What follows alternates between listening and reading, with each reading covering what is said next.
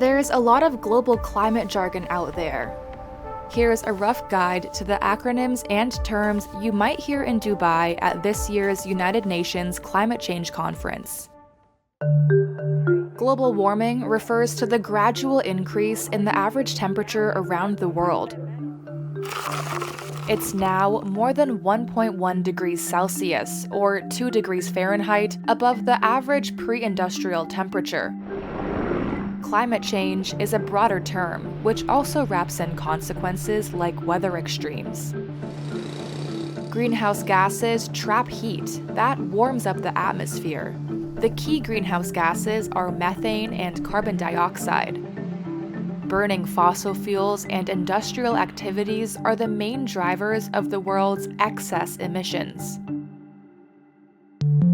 The UNFCCC, which stands for the UN Framework Convention on Climate Change, is a treaty to halt climate change.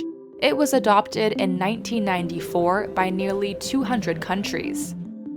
The Intergovernmental Panel on Climate Change, or IPCC, is the main scientific body under that treaty. Scientists from countries that signed on release reports that lay out the global scientific consensus on climate science.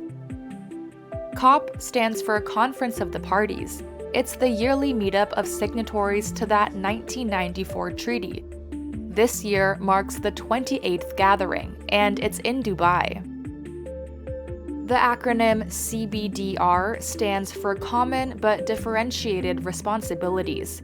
The idea is that wealthy countries should do more to rein in climate change because they were the biggest emitters historically.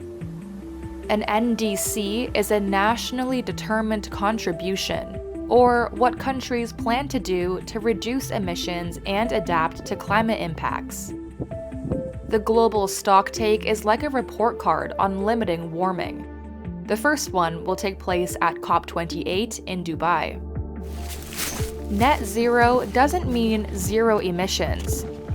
It just means no more than what can be captured by technology, tree planting, or other ways.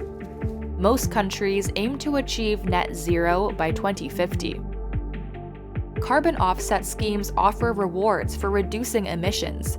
Say a company or government invests in a project to restore forests or grow seaweed. That could qualify for carbon credits, which can be sold or used to bring down their own reported emissions.